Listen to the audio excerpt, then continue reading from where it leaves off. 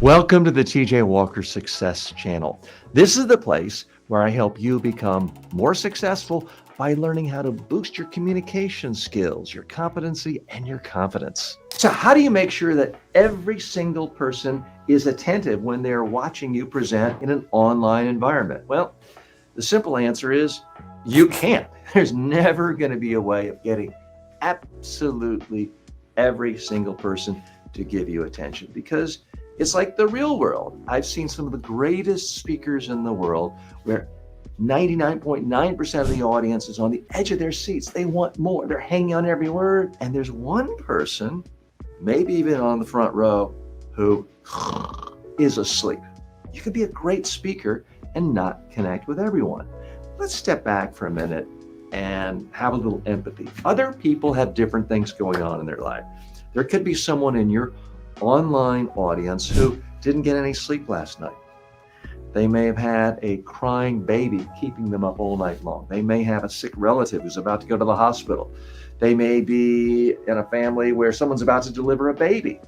All sorts of things going on. Now, yes, I think that my speech is the most important thing at any given time, but other people can have important things going on in their life too. So don't beat yourself up.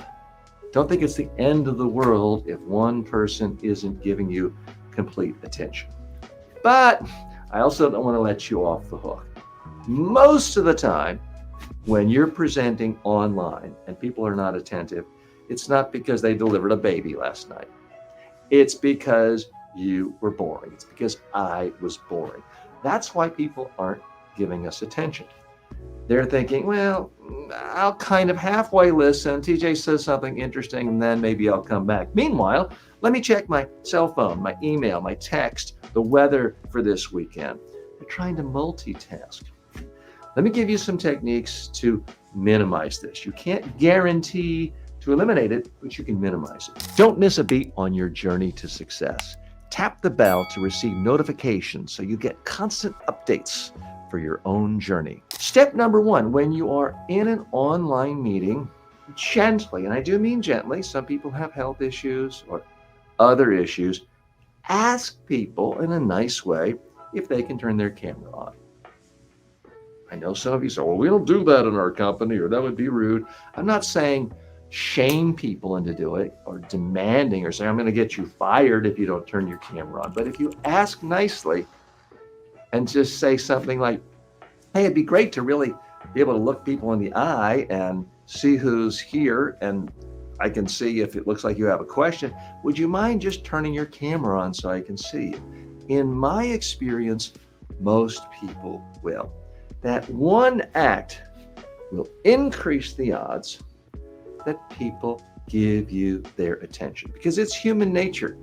If you think that your boss or someone presenting can't see you, it's just so easy to be straightening your desk, checking on your phone, going to another web page, checking out sports scores. It's human nature. But if you know the camera's on you and they can see you doing all this, you're much less likely to do it. So that's the first really big thing to do. The next thing I want you to do is to call on people, ask questions. Don't just say, does anyone have any questions? Say, Jim, does this relate to that project you were working on last week? Priyanka, does that at all solve the problem you had 2 weeks ago? Ask people highly specific questions and then listen to them. You, of course, want to ask people to type in questions if you've got a larger group and it's not just you and 3 colleagues. But you also want to share the stage. Now, so many technologies these days allow you with a push of a button to let anyone from anywhere in the world join the screen with you if you are doing an online presentation. Here's the one thing I can guarantee you.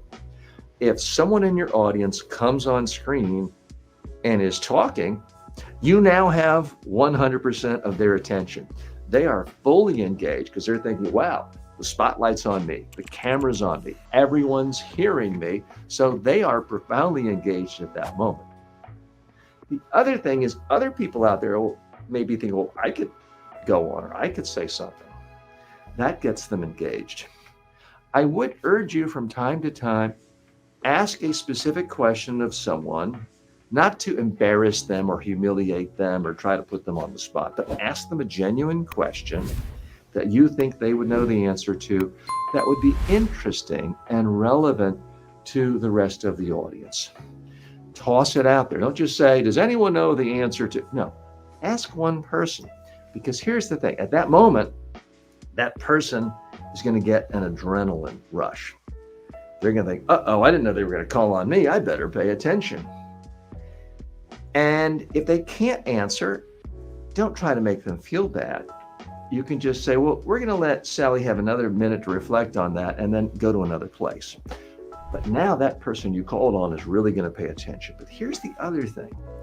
Everyone else on that online conference call, that online Zoom meeting is going to think, wow, they just called someone to answer a question who wasn't expecting it. If they can do it to that person, they can do it to me. I better pay attention. That will really increase the odds that people pay attention. Because you don't want them thinking, well, this is just like a video on demand and it's just going to come out. Whether I pay attention or not, it doesn't matter. This guy's just going to go on and on and on and on. No, it needs to seem more like a conversation, a dialogue, not a monologue. Now, the number one thing you can do to capture the attention, not of everyone, but most people in your online meeting is this: be interesting. That's right. Actually say stuff that is interesting.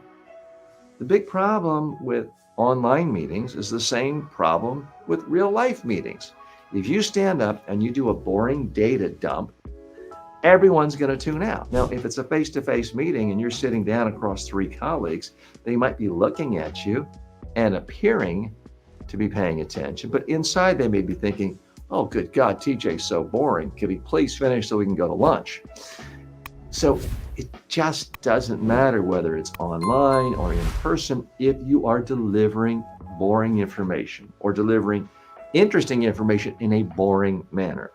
The number one way to solve that is to rehearse in advance, to make sure you've limited your key points to a handful, that you have illustrated each point with concrete examples that your audience can relate to, preferably in the form of stories recounting real experiences you've had with clients, customers, colleagues. That is the number one way to not make sure everyone pays attention in every meeting, but to increase the odds that most people really stay connected to you and give you their attention.